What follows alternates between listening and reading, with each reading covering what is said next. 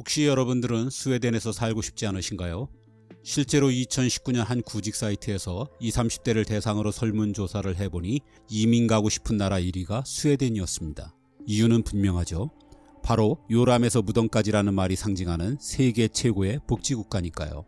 하지만 복지가 거저 주어질 리가 없죠. 세계 최고의 복지를 누린다는 것은 세계 최고의 세금을 낸다는 뜻이니까요. 그러니 스웨덴의 세금 체계를 알고 나면 생각이 바뀌게 될지도 모르겠습니다. 한번 알아보시죠. 우선 스웨덴에선 아기가 태어나면 출생신고를 국세청에 합니다. 결혼과 사망신고도 마찬가지고요. 보통 관할구청이나 행정복지센터에서 하는 우리와는 무척 다르죠. 이게 무슨 뜻일까요? 스웨덴에선 국세청이 빅브라더입니다. 한 개인의 세금 납부 상황뿐 아니라 이사나 이직 등 태어나면서 죽을 때까지 거의 모든 것을 손바닥 들여다보듯 관리하죠.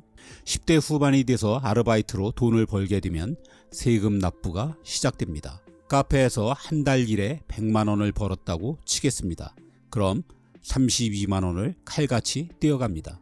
우리 같으면 이 정도로 세금 낼 일은 없죠.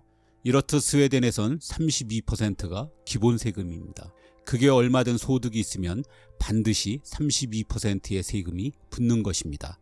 우리의 최저 세율인 6.6%와는 엄청난 차이가 나죠. 스웨덴에서 세금을 안 내는 사람은 국민의 6% 정도에 불과합니다. 주로 난민으로 들어온 지 얼마 안 되거나 자발적으로 노동을 포기한 부유층, 주부 등입니다. 반면 우리는 돈은 벌지만 세금을 한 푼도 안 내는 사람이 거의 40%에 가깝지요. 이런저런 공제가 많아서입니다.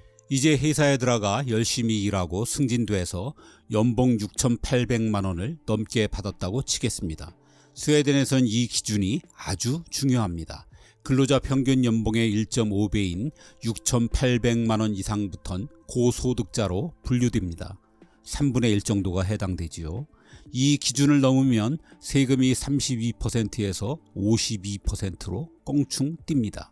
즉 연봉 6,800만 원에서 1원만 더 받아도 세금이 3,500만 원이 넘습니다. 이 정도 소득이면 우리나라에선 세금이 얼마일까요? 우린 지방세까지 포함해 약 1,800만 원 정도 나오겠네요. 우리나라에서 저 최고 세율만큼 내려면 연봉을 10억 이상 받아야 합니다. 그것도 스웨덴의 52%에 못 미치는 49.5%가 한국의 최고 세율입니다. 아무튼 이것만 해도 우리 기준으로는 과하다 싶은데 아직 극악의 세금이 남아 있습니다. 바로 물건 살 때마다 찰거머리처럼 따라붙는 부가세입니다. 이게 25%나 됩니다. 우리의 10% 부가세에 비하면 엄청나죠. 이렇게 세금 내면 스웨덴 사람들은 어떻게 사는 걸까요? 그냥 단순 계산해서 6,800만 원의 연봉에서 소득세 3,500만 원 떼고 여기에 부가세 1,700만 원을 제하면 남는 건 1,600만 원 뿐입니다. 고소득층인데도 한 달 쓸 수 있는 돈이 고작 133만 원이니 정말 빠듯하게 살 수밖에 없습니다. 여기에 세계 최고 수준의 물가를 감안하면 구매력은 더 떨어지게 되죠. 그러니 스웨덴에선 맞벌이를 안 하는 건 상상도 할 수 없습니다. 일반 봉급자들이 이렇게 엄청난 세금을 내니 재벌들은 더 많은 돈을 낼 것 같지만 전혀 그렇지 않습니다. 스웨덴의 세금 체계는 우리보다 훨씬 더 비즈니스 프렌들리입니다. 우선 기업의 대표적인 세금인 법인세가 스웨덴은 20.6%밖에 안 됩니다. 우리의 25%보다 훨씬 낮죠. 그것도 단일 세율이라 돈을 많이 버는 대기업일수록 더 유리합니다. 전체 세원에서 법인세가 차지하는 비중이 겨우 6%밖에 안 되니 우리의 16%에 비해 실제로 기업의 부담이 훨씬 적습니다. 이렇게 해서 스웨덴의 상위 1% 부자들은 전체 자산의 37%를 갖고 있는 자산의 불평등이 굉장히 심한 나라입니다. 게다가 상속세와 증여세도 없습니다. 부의 대물림이 쉽게 이루어지죠. 우리나라의 보수 언론에서 복지국가인 스웨덴마저 기업 친화적이라고 소개하지만 사실 반은 맞고 반은 틀린 얘기입니다. 스웨덴에선 대신 상속받은 자산을 팔 경우 자본이득세로 30%를 한꺼번에 떼어갑니다. 지금까지 본 것처럼 스웨덴의 복지 재원은 부자들이 아니라 국민 전체가 지고 있습니다. 중산층은 물론 저소득층들도 꽤 가혹한 부담을 지고 있죠.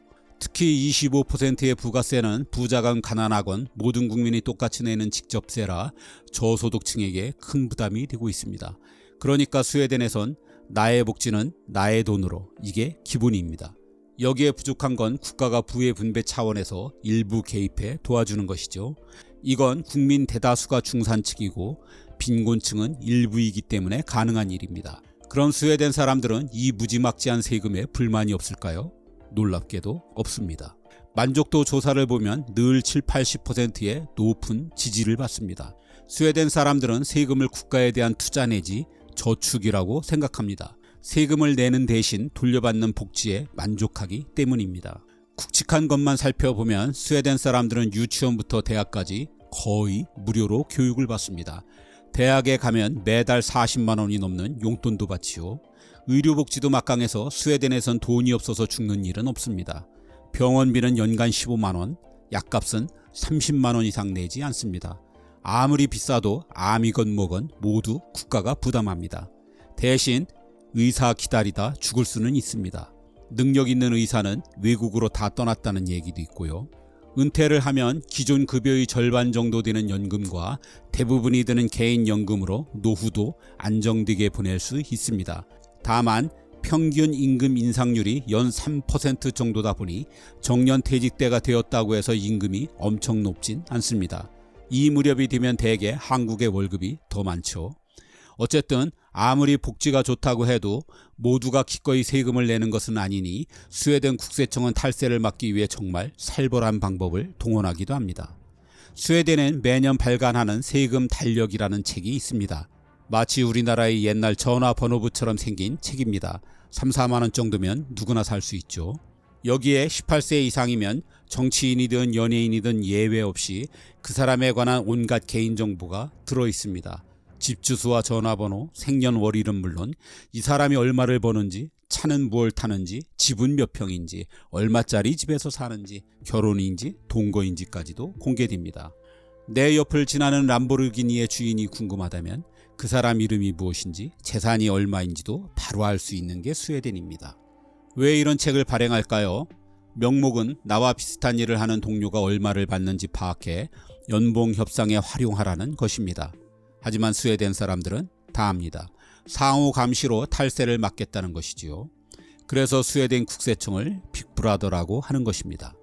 이런 막대한 세금으로 인해 스웨덴에선 역전말로 홈런 같은 욕망을 갖는 게 거의 불가능합니다. 세금 내고 나면 저축할 돈도 없고 저축해봐야 이자도 세금으로 다 가져갑니다. 그래서 스웨덴에선 흔히 상속 외엔 부자 되는 방법이 없다고 합니다. 10%의 극단적인 부자와 90%의 서민과 중산층으로 계급이 고착화돼 완전히 다른 세계에 삽니다. 하지만 아무리 그래도 부자에 미련 두는 사람들은 있게 마련이죠. 그럼 무엇으로 부자를 꿈꾸느냐? 바로 도박입니다. 북유럽 복지국가 모델의 실체를 조명한 채 행복한 나라의 불행한 사람들에 의하면 스웨덴의 성인 인구 중 3분의 2는 매주 혹은 매달 도박을 하거나 복권을 삽니다. TV엔 경마, 카지노 등 온갖 종류의 도박 광고가 넘쳐나고 연평균 도박 손실액도 매년 세계 최상위권입니다. 도박 외에 또 다른 재산 증식 수단으론 부동산 투자가 있습니다. 스웨덴에선 집값의 85%를 대출해주고 무려 140년간 갚게 합니다. 할아버지부터 손자까지 대를 이어 천천히 갚으라는 거죠. 그래서 너도 나도 집을 사다 보니 지금 스웨덴의 부동산 거품 수준은 세계 세 번째이고 주택담보대출로 인한 가계부채 비율도 전 세계에서 가장 높은 편에 속합니다.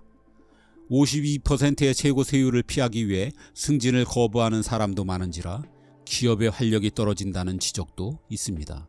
스웨덴의 세금과 복지를 한마디로 요약하면 부자는 포기해. 대신 절대로 가난하지 않게 해줄 게입니다.